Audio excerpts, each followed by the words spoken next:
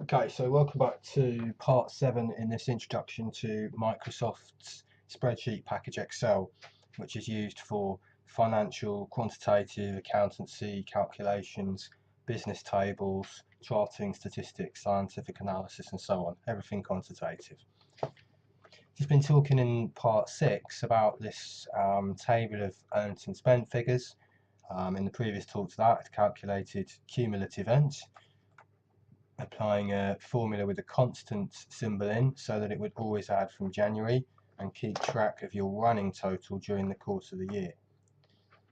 And then moved on to profit and loss, which was a simple formula showing the difference between the amount you'd earned and the amount you'd spent. So earned minus spent, or B3 minus C3, gave you the profit or the loss. And in that first month it was a loss, which was a negative figure. And there's a few other months where a loss was made. And then also the same as here, cumulative earnt, same kind of thing for the cumulative profit. Okay, and I said that this kind of table is the basis really for all business tables, and they can get much more complicated. They can have many other columns than this. Obviously earnt and spent is a very kind of simple pair of columns. If the business grows more complicated, or even for a very simple business, there are going to be other ways of recording this data which are more in line with formal accountancy methods. For example, the spent here, it's not clear, is that everything you've spent? Is that everything your business has spent? Or is it just what you've spent in the process of acquiring whatever it is that you've then earned or sold? So for example, this could be the price of all the raw materials, or it could be the price of items from a wholesaler, and in that case these would be the sales prices, but it wouldn't take into account other business expenses, such as for example wages, or such as for example utility costs to heat the building that you're working in, and things like that. And the more factors you take into account, the more columns you're going to need, and progressively these tables are going to grow increasingly complicated. So the profit here looks a little bit like just a gross profit, if you know the terminology. The gross profit being simply what you've earned or what you've sold minus what you've spent or what the costs to actually get the materials or get the labour or get whatever it was that was actually involved in the sale itself. So that would then be the gross profit, and this would be the cumulative gross profit. That's not your bottom line. So you may not have actually made your 2,415 on the year, because you'd have to work out what's called the net profit. And the net profit would include every single expense there was, including the utilities, any wages, things like that. Okay, so this is nonetheless, it shows you the basic layout of a business table. And I'm just going to do a couple of little calculations on it. Firstly, I'm going to imagine that you wanted to work out the percentages profit, so the percentage of profit as a percentage of what you've earned.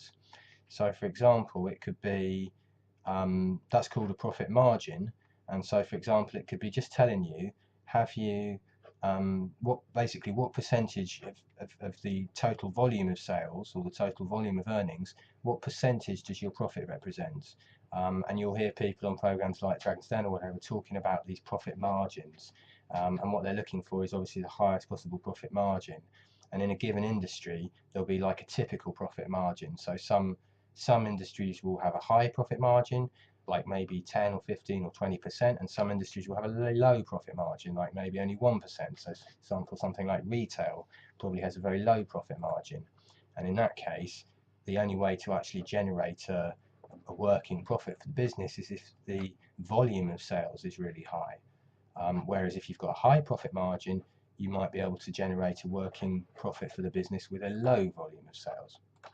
Okay, so to calculate that profit margin or that percentage, so it's the profit margin, and that's basically the percentage of earned that is due to the percentage that the profit is out of what you've earned. So percent profit divided by earned. So the formula for that would be you're going to take the profit or loss column, which is E3. You're going to divide it by the earnt column, which is B3, and that will just give you the simple fraction. So it's minus 100 divided by 1250. That's going to be a negative number.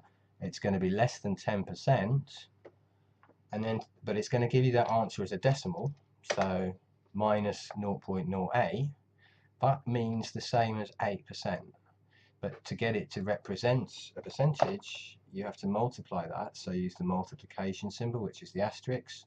You multiply it by 100. So E3, profit, divide or loss, divided by B3, what you've earned, multiplied by 100, gives you that percentage profit as a fraction of what you've earned, or the profit margin. And it's negative there because it's a loss. Drag that down. 19.88, so that 350 as a percentage of 760 is 19.88. 12.5, that's 200 as a percentage of 1600, and so on. The layout's not very nice, or rather the format of the numbers is not very nice. You've got some of them which are whole numbers, some of them which are 1 decimal place, you've got 3 decimal places, you've got 5 decimal places. It's not very satisfying. So if you select that column, right click, scroll down these options from the menu that comes up. One of those options is Format Cells, and then you look at all these tabs, and I did show an example of this in the very first video, but this is a better example.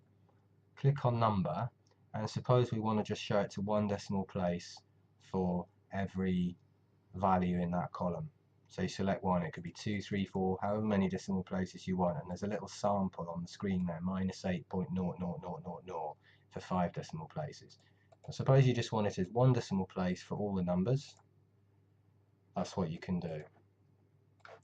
Okay, so that's now your profit margins. If you wanted to highlight it, you could go onto the menu again, right click, Format Cells, pick the border tab, put a border outside and press OK.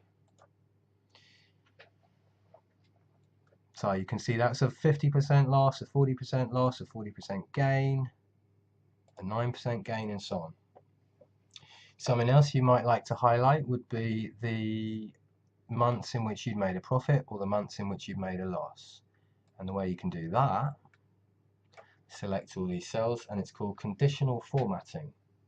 And you basically tell the spreadsheet to test the value of each cell and to highlight only the cells which satisfy a particular condition you're interested in. That's why it's called conditional formatting, because if it satisfies the condition or not. So the condition could be a really simple one. Is it positive or is it negative? Positive for a profit, negative for a loss. And the conditional formatting button is at the top here. Highlight cell rules, and we want to know, is it greater than or less than 0? If it's greater than 0,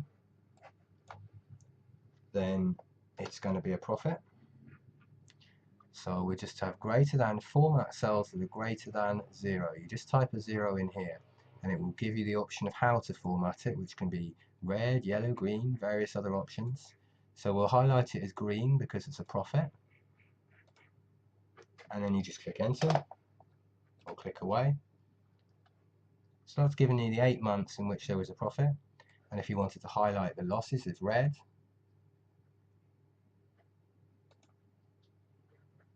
then again we want all the values that are less than 0, and we'll click OK, and that's given you that example. Or we might want to just leave the values that are profits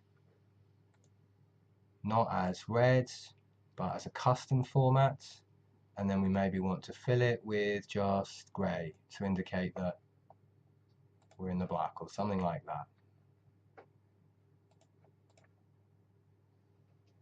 Okay, so that's the introduction to conditional formatting and percentages to add to your business tables. I'll continue in the next installment by drawing a couple of charts.